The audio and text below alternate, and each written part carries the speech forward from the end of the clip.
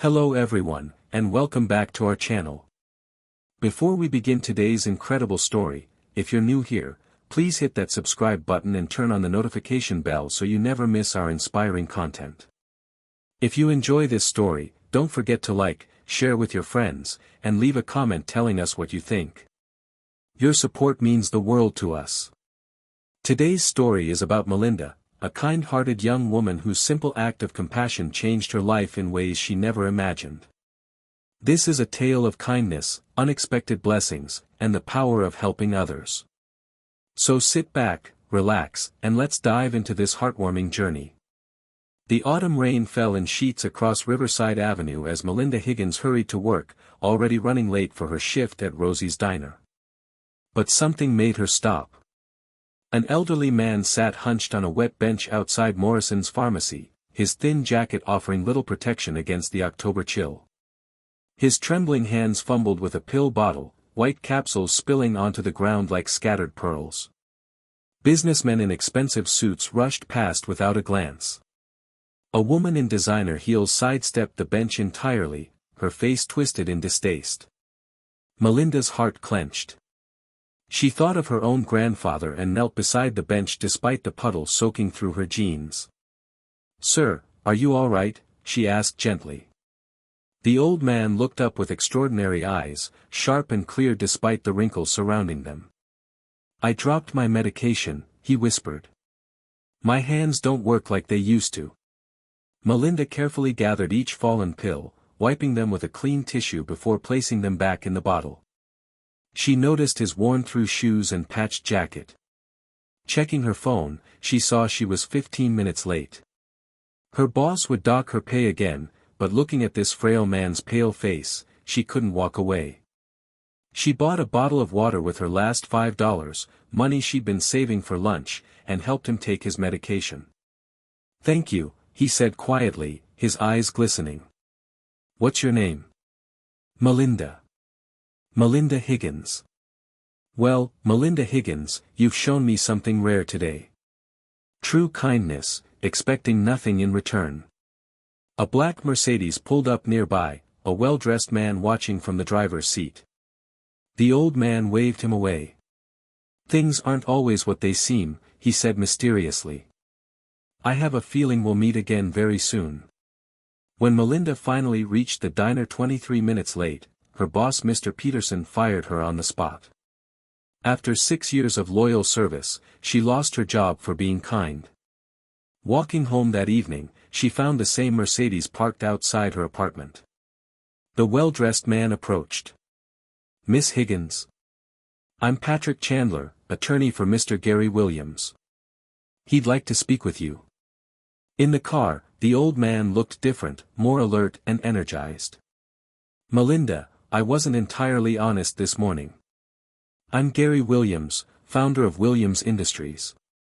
Melinda's breath caught. Williams Industries had built half the town. Gary Williams was a billionaire legend. "I'm dying," Gary said simply, "and I wanted to find someone genuine. Someone who helps others without expecting reward.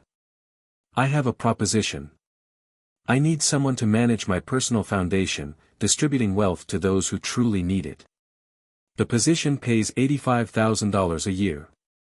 You'd work with my grandson, Ricky Harvey." A handsome man with kind hazel eyes stepped forward, extending his hand. When Melinda took it, she felt an unexpected spark. "Grandfather's told me about what you did," Ricky said warmly. "That took real character." Gary explained that 30 years ago, someone had shown him kindness when he had nothing, and he'd been searching for a way to pass that forward ever since. 3 weeks later, Melinda was thriving at the Williams Foundation. She and Ricky had developed an easy partnership that felt like something more. Lingering glances, accidental touches, conversations stretching long after work hours. But trouble arrived in the form of Jessica Allen, Gary's goddaughter who'd expected to inherit control of the foundation. Jessica burst into Melinda's office, fury radiating from every pore. "You've known him 3 weeks. I've been in his life for 30 years. What makes you think you deserve this?" She claimed to have evidence that Melinda was wanted for fraud in 3 states, demanding an emergency board meeting. At the meeting, Jessica presented documents suggesting Melinda was a criminal. Even Ricky seemed to doubt her. But Melinda's best friend Dorothy, a paralegal, arrived with proof. This Melinda Higgins is 63 years old and currently in prison. Jessica's documents have been altered and fabricated. Gary ordered Jessica to leave, but the damage was done. Trust had been broken, and Ricky grew distant and professional. Then Gary collapsed. Melinda rode with him to the hospital, holding his hand. In the ICU waiting room, Ricky finally opened up. "I was scared of how much I was starting to feel for you. I let fear make me a coward." Before they could say more, Patrick emerged. "Gary wants to see you both. He doesn't have much time." In the hospital bed, Gary revealed the truth. 30 years ago, I was homeless in Chicago. A waitress saved my life, gave me food, shelter, and money for a bus ticket home. Her name was Marie Higgins. Your grandmother, Melinda. Tears streamed down Melinda's face as Gary continued. When I saw you helping me the way she helped me, I knew. You have her kindness, her spirit. I wasn't just looking for someone to run my foundation. I was looking for a way to finally repay the debt I owed to the woman who gave me a second chance. Gary's breathing labored as he added one final warning. Jessica won't accept my will. She'll fight it. But don't let them make you doubt yourself. You earned this. Patrick revealed that Gary was leaving Melinda controlling interest in Williams Industries, $2 billion in assets, and Jessica had already filed a lawsuit. Gary died 3 days later. At the will reading, the truth emerged. Gary left Melinda a letter explaining that Marie hadn't just saved his life, she'd been his first love. Though he'd promised to return for her, by the time success came, she'd married someone else. He'd watched over Marie's family from a distance for decades. Jessica erupted in fury, accusing Melinda of manipulation.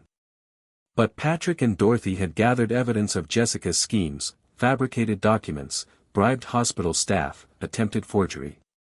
Jessica's lawsuit was dismissed, her reputation destroyed, and she left town in disgrace. 6 months later, Melinda stood in the renovated Williams Foundation building during the Christmas gala.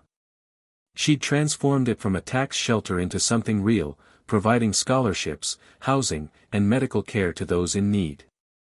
Ricky, now her fiancé, slipped his hand into hers. He'd proposed on the anniversary of the day she'd helped his grandfather, kneeling in the rain on that same bench. A young woman approached nervously. The foundation paid for my mom's cancer treatment. She's in remission now because of you. Melinda hugged her, understanding why Gary had chosen her. Not because she was perfect, but because she understood struggle and the power of being seen. That evening, they visited Rosie's Diner, now owned by Sarah, a formerly homeless woman the foundation had helped with a business loan. You helped me, Sarah said simply. Now I'm helping others. That's how it works. At Morrison's Pharmacy, Ricky gave Melinda a locket containing photos of young Gary and Marie. He wanted you to have this. To remember that helping one person can change the world. Melinda fastened it around her neck, feeling the weight of history and love. One moment of kindness created a future I never imagined, she whispered. Are you happy? Ricky asked. Terrified, overwhelmed, and so grateful, Melinda admitted. Gary gave me more than money. He gave me purpose. He showed me that my grandmother's kindness lived on, that it mattered, that it changed everything. They sat on the bench together as snow began to fall. Somewhere nearby, a young mother struggled with a stroller. Melinda immediately stood to help, and Ricky laughed. Some things never change. I hope not, Melinda replied. She understood now what Gary had been teaching her. Wealth wasn't measured in dollars but in moments. In kindness given and received. In the choice to see suffering and not look away. She thought of Gary and Marie, imagined them reunited somewhere beyond the rain, young again, in love, finally together. As Christmas lights twinkled across Ashwood, Melinda Higgins, former waitress, current billionaire, forever kind-hearted soul, kissed the man she loved and walked forward into a future built on one simple truth: everyone deserves kindness, and one person really can make a difference. And that's the end of Melinda's incredible journey. Her simple act of helping a stranger in the rain led to love, purpose, and the opportunity to change countless lives. It reminds us that kindness is never wasted, and you never know how one compassionate moment might transform everything. Now, I want to hear from you. Have you ever helped a stranger without expecting anything in return? What happened? Or if you received unexpected wealth like Melinda, what cause would you champion? Drop your answers in the comments below. I read every single one and love hearing your stories. If you enjoyed this story, please give it a thumbs up, share it with someone who needs inspiration today, and subscribe to our channel for more heartwarming stories every week. Don't forget to hit that notification bell so you never miss an upload. Thank you so much for watching. Remember, one act of kindness can change the world. Until next time, stay kind, stay blessed, and keep spreading love wherever you go. See you in the next story.